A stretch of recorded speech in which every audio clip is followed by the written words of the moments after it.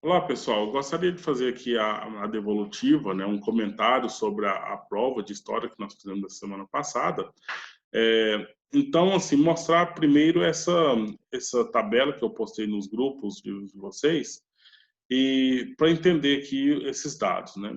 Então, veja bem, nós 110 alunos dos oitavo ano, né, do oitavo A, B, C e D, 110 alunos fizeram a prova. Então, 110 são 100% dos alunos, né? 100% dos alunos. Nós verificamos aqui, olha, a nota, se a nota valia, a prova valia 50, cada questão, então, valia 5. Numa vez nós tínhamos 10 questões. Então, se o aluno acertou apenas uma questão, ele foi com nota 5. Se ele acertou 10 questões, ele foi com nota 50, ok? Então, a média, né, do Estado, a média da escola pública aqui é ter no mínimo 60%, né? E aí, nós tivemos, então, pessoas que acertaram 6 questões na prova, tiraram nota 30, isso é 60% de 50, certo? 60% da nota 50 aqui.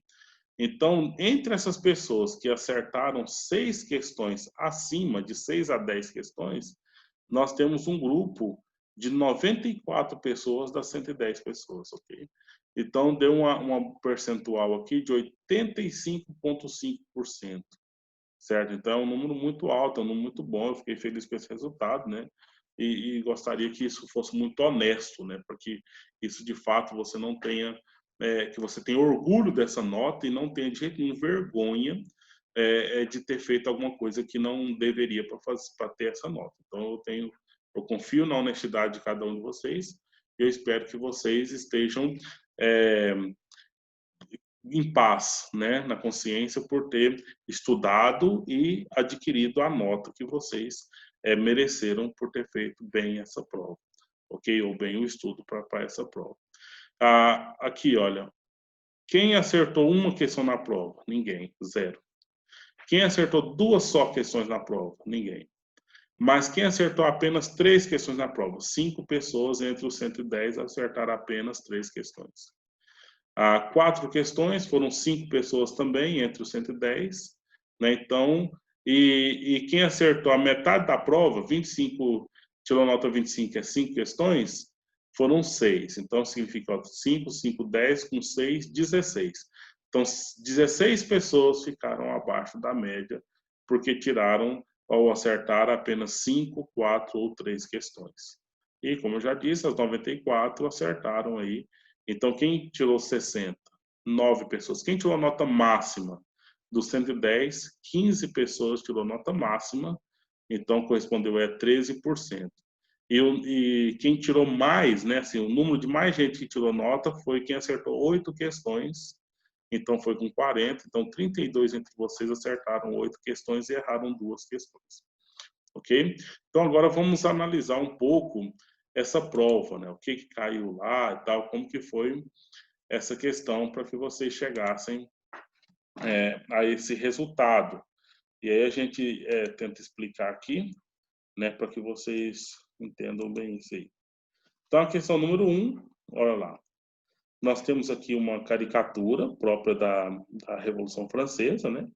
Então, nós temos aqui o sans-culotte, é o calça curta, é o burguês, e em cima do burguês está aqui ó, o padre, né, o clero com a cruz, olha só.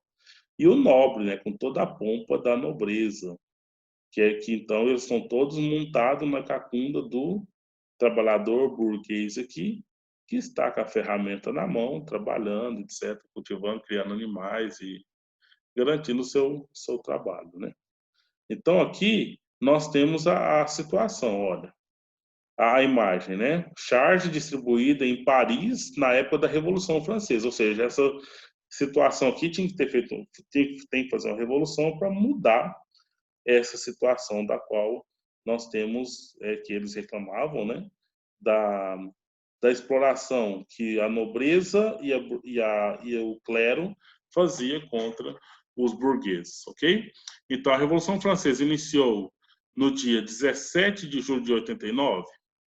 Isso não tem problema, é essa questão mesmo, a questão de data, sim, foi nessa data. A Revolução Francesa foi um movimento impulsionado pela nobreza. Opa, nobreza? Olha aqui a nobreza que está montada. Ela ia querer fazer uma revolução para acabar com isso aqui? Então foi feito por quem? Pela burguesia. A Revolução Francesa contou com a importante participação da igreja. A igreja participou para fazer a revolução? Claro que não. A igreja e a nobreza foram prejudicadas, muito prejudicadas com a Revolução Francesa, que foi feita, então, empreendida pelos burgueses. Então, a sentença aqui está correta, a segunda e a terceira está errada, então você tem que marcar falso aqui na resposta. Na questão 2 da prova, tem um texto, né, para ser lido. Os burgueses estavam em um momento de ascensão na França durante o século XVIII, com o fim do regime feudal e o início da urbanização. Essas pessoas eram, em sua maioria, comerciantes, que pessoas? Os burgueses, não é? Comerciantes e empresários que viviam nos centros urbanos. Franceses como Lyon, Bordeaux, Marsella e Paris, né, as cidades, né, Lyon, Bordeaux, Marsella e Paris. Uma outra parcela desse grupo social, também muito importante para a Revolução, eram os intelectuais, os acadêmicos, né, os estudantes da faculdade, os advogados, médicos, conhecidos como a baixa burguesia, certo? Que não eram aqueles que tinham propriedade, aqueles que então eles trabalhavam, né, tinham ali seu sustento pelo trabalho, mas não tinha a terra, não tinha meios de produção mesmo, ok? Então vamos para o item, né? Primeira sentença. No final do século XVIII, a França era um país industrializado. Oi? No final do século XVIII, a França não tinha nada de industrialização, estava começando uma urbanização, estava finalizando o sistema feudal, que era um sistema agrícola, né? Então, rural. Então, só essa questão aqui já sabe que é falso, né? Mas vamos ver as outras se tem mais erro aqui. Para a burguesia, a parte da nobreza e parte da nobreza, era preciso acabar com o poder absoluto do Luís XVI? Era preciso sim. A revolução ia acontecer com base nessa questão mesmo. Enquanto tinha poder absolutista, não tinha a ascensão da burguesia, eles nunca poderiam ter voz ali no governo. O reinado de Luís XVI teria arruinado a economia francesa? Sim, né? Uma vez que segurava a produtividade e aí não tinha, então, renda a cima disso aí. Então, precisava ter essa liberação para que os burgueses trabalhassem, para que gerasse lucro. Isso no contexto estudado aí, ok? Com base no mesmo texto da questão anterior, né? Então, vamos ver essa sentença aqui. A burguesia francesa tinha como objetivo destruir as barreiras que restringiam a liberdade de comércio internacional, justamente isso. Os burgueses queriam produzir, queriam vender além das fronteiras da França, coisa que o Luís XVI impedia, né, dentro do poder absolutista. Então a revolução ela se deu por conta desse intuito dos burgueses. A burguesia francesa estava preocupada em desenvolver a indústria no país, justamente tendo indústria, coisa que já estava acontecendo na Inglaterra, né? Então era algo importante ali para a França para aumentar a sua produtividade. A burguesia francesa entendia que era preciso que se adotasse na França o liberalismo econômico, também um elemento que era da Inglaterra e que faria toda a diferença para que a economia, né, se desenvolvesse, né? Então a revolução ela se fez por isso, porque o rei impedia, a igreja, o clero impedia, então a revolução foi para que ocorresse essa liberdade mesmo e quem ia mandar daí para frente eram os burgueses, certo? Então, esse novo texto aqui, também essa questão sobre economia, lá na França, no contexto da Revolução Burguesa, da Revolução Francesa, né? A burguesia estava se tornando economicamente relevante na França. Essa questão é interessante porque o que acontece? Apesar dos nobres serem ricos, né? Os burgueses também estão se tornando ricos, ou estão sendo até mais ricos que os nobres, uma vez que eles estão produzindo e fazendo com que a riqueza gire e eles sustentam, né, por meio dos seus impostos, sustenta a nobreza e sustenta o clero, né, pagando os impostos aí da burguesia. Então, essa questão aqui, ela está verdadeira, né? Veja, no contexto da Revolução Francesa, a burguesia era a classe social e economicamente dominante. Era um número maior de pessoas, né? Então, se fosse contar os nobres e o pessoal do clero, era um número muito menor do que os burgueses na sociedade francesa daquele momento lá. Antoine Barnave, um dos nomes mais importantes da Revolução, disse em certo momento que uma nova distribuição da riqueza pressupõe uma nova distribuição do poder.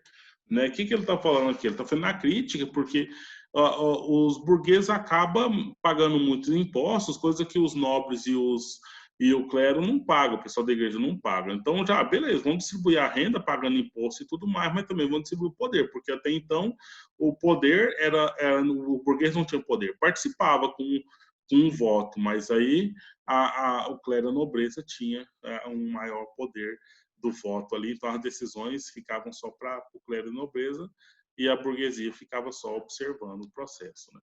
Então, os burgueses ainda eram subrepresentados na corte e viam a aristocracia, né, os melhores, né, os nobres, o clero, como inimiga, uma vez que essa aristocracia continuava tendo vários privilégios, né, pelos impostos, privilégios fiscais e políticos de governo garantidos pelo regime, mesmo tendo cada vez menos relevância na economia. Então, essa nobreza e o clero não tinha relevância na economia porque eles não geravam lucro, não geravam produção e eles tinham muito poder, ao passo que os burgueses que faziam essa situação da economia aí não tinham poder. Então, no contexto da Revolução Francesa, a burguesia era a classe dominante economicamente? Sim. No contexto da Revolução Francesa, a posição política e jurídica da burguesia era limitada em relação ao primeiro e segundo estado? Justamente. Né? No contexto da Revolução Francesa, o clero e a nobreza estavam livres de pagar impostos? Justamente quem pagava impostos? Os burgueses. Né? E quem mandava? O clero e a nobreza, entendeu? Então, essa questão está totalmente correta dentro dos problemas econômicos que a França enfrentava, que então desencadeou a Revolução. Então, com base no texto da questão 4, né, a gente vê o item aqui da questão 5 também, que é o mesmo texto. A burguesia exigia garantia de seus direitos políticos enquanto a Revolução Francesa? Justamente. A burguesia queria garantir esses direitos que ela não tinha, só o clero e a nobreza que tinha. A burguesia sustentava o Estado? Justamente. A burguesia pagava maiores impostos, a burguesia era mais numerosa e mais economicamente ativa, então acabava sustentando o Estado. No contexto da Revolução Francesa, o clero e a nobreza pagavam maiores impostos? Claro que não.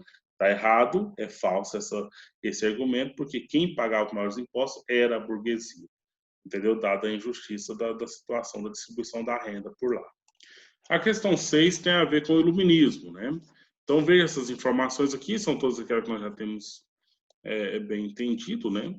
Então, o iluminismo surgiu na França, se propagou entre os burgueses e propulsionou o início da Revolução Francesa? Sim, claro que sim. Né? Então, foi esses ideias franceses iluministas, né, de investigação, de valorização do homem, de liberdade política, econômica, que fez com que a Revolução acontecesse. O iluminismo foi um movimento intelectual, destinava duras críticas às práticas econômicas mercantilistas, ao absolutismo e aos direitos concedidos ao clero. Então, veja bem, direitos ao clero, valorização da igreja e proteção dos padres da igreja. Absolutismo, poder total para o rei, né? Então, controle total. Economia mercantilista, era o rei dominando o mercado e colocando os burgueses para trabalhar para o rei. Então, tudo isso aqui foi questionado e acabado com a Revolução Francesa, né? Então, ou seja, a prática econômica tinha que ser liberal, né? Nada de mercantilismo, mas liberalismo mesmo. Nada de absolutismo, tinha que ter democracia aí, né? Para que os burgueses participassem do governo. E direito da igreja não precisava ter, porque a igreja não produzia nada, né? Então, essa que é a questão que o iluminismo colocou, que eclodiu aí a Revolução. Alguns autores mais conhecidos do Iluminismo, como Voltaire, Montesquieu, Rousseau, Diderot e Adam Smith. Então, foram esses caras todos, né, foram interessantes, que produziram questões. O Adam Smith na economia, o Diderot, Rousseau, Montesquieu e Voltaire foi na questão da política, né, especificamente, certo? Um dos eventos mais importantes da Revolução Francesa foi, então, a queda da Bastilha. Olha aí, ao fundo, né, pegando fogo aí, a Bastilha era a prisão, né, na qual, quando as pessoas estavam contra o rei ou qualquer coisa assim, eram todas colocadas nessa prisão. Então, se não tivesse a prisão, então era o enfraquecimento do poder do rei. Foi, então, o ato que os revolucionários fizeram, então, para ir contra, para derrubar ali o primeiro e segundo estado, a nobreza e o clero do poder que eles tinham, que eles sentiam ser injusto, né? Aquele poder, então os revolucionários puseram fogo, né? Derrubaram a Bastilha. Isso aconteceu no dia 14 de julho de 89, né? Então tá chegando mais um aniversário aí no dia próximo 14 de julho, que seria a data da Revolução Francesa. Se você lembra essa data posteriormente, né, tem datas importantes internacionais, essa é uma. Então, 14 de julho, o que aconteceu? Revolução Francesa em 1789, que foi quando teve a queda da Bastilha. Olha aqui, ó. A população de Paris tomou a prisão da Bastilha. Ainda hoje, o 14 de julho é o principal feriado nacional lá na França, né? Motivo de comemorações. A Bastilha de Saint-Antoine, ou simplesmente Bastilha, foi uma fortificação que durante 4 séculos esteve localizada no centro de Paris. A partir do século XV, né, então, a Bastilha passou a funcionar como uma prisão para onde eram enviados prisioneiros de guerra quando pessoas acusadas de crimes contra a monarquia, como panfletagem ou publicação de sátiras, entendeu? Então era crime. Se eu, por exemplo, hoje aqui no Brasil, a gente faz aí uma caricatura, faz um desenho aí contra o nosso governante, contra o prefeito, contra o governador, a gente faz e beleza, né? Agora lá, se fosse feito isso, então era um crime, né? É um crime mesmo. Aqui, se a gente não fizer nada ofensivo demais, a gente pode fazer um deboche, uma gravurinha, uma brincadeira, né? Mas, enfim. Então, vamos ver aqui o item. A Revolução Francesa iniciou no 17 de junho de 89? Sim, é o marco, não é? Quando, então, queima a Bastilha. A Revolução Francesa foi um movimento impulsionado pela burguesia? Claro, então não foi nem a nobreza nem o clero, porque eles não eram interessados nisso, a burguesia era. Em 14 de julho de 89, em 14 de julho de 89, a massa urbana de Paris tomou a prisão da Bastilha e promoveu profundas mudanças no governo francês. Então está escrito aqui, inclusive, essa situação, ok? Então, verdadeiro esse argumento posto aqui. A outra parte, então, do conteúdo que foi nessa prova aí foi o desdobramento da Revolução Francesa, das ideias iluministas, especificamente aqui no Brasil, né? Então, nós tivemos as duas, o movimento aqui da Congregação Mineira, a Congregação Baiana e a Revolução Pernambucana, né? Então, essa questão aqui, olha, o julgamento de Tiradentes, né? Então, no final do século XVIII, o Brasil ainda era colônia de Portugal e sofria com os abusos políticos de cobranças de altas taxas de impostos, coisa do absolutismo, né? Então o rei pode colocar o imposto que ele quiser e o povo da colônia tinha que pagar e pronto, né? Além disso, a metrópolis, que é o rei de Portugal, havia decretado uma série de leis que prejudicavam o desenvolvimento industrial, entendeu? A questão da prática mercantilista, coisas que nós vimos lá na França também, esses mesmos problemas que geraram a revolução por lá. No ano de 1785, por exemplo, Portugal decretou uma lei que proibia o funcionamento de indústrias e fábricas em território brasileiro. Então, enquanto o mundo queria se industrializar, o Brasil também queria se industrializar, mas a coroa portuguesa decretou que não, isso não podia acontecer. Entendeu? E aí tem revolução por aqui, como no caso da Inconfidência Mineira. No contexto da Inconfidência Mineira, Tiradentes foi o único a pagar com a vida pela Conjuração de 1789, porque ele era o único que devia dinheiro para a metrópole portuguesa. Então, ele foi o único a pagar com a vida? Foi, né? Mas por quê? Nós fizemos uma questão sobre essa, porque ele era o mais pobre entre os revolucionários ali, entre os líderes, né? Ele não devia dinheiro para o português, não tem nada a ver isso aqui. Mas então, assim, é verdade uma parte aqui do argumento, mas é falsa a outra. Então, nesse sentido, vai ser falso aqui na hora de marcar. O Joaquim Silvério dos Reis foi o amigo traidor de Tiradentes da Conjuração Mineira? Justamente. Foi aquele que fez um conchavo lá com o governo e deu o nome do Tiradentes como sendo o líder que seria punido, né? Ele ficou livre, né? O Joaquim Silvério também era revolucionário, mas ficou livre, mas denunciou o Tiradentes. O principal objetivo da Inconfidência Mineira foi a libertação de escravos? Ou é outro ponto que não era, né? Então, aqui era a questão de liberdade financeira, não pagar tantos impostos e produzir a coisa aqui, carimbar o ouro aqui. Libertação dos escravos era a conjuração baiana, ok? Então, primeiro errado, o último errado, a do meio está correto, certo? Mas aí o argumento é falso. Então, essa é a questão sobre a Revolução, uma das questões sobre a Revolução Pernambucana. Você está vendo aqui a imagem da bandeira do Pernambuco, né? Então, você tem esse arco-íris, a cruz, etc.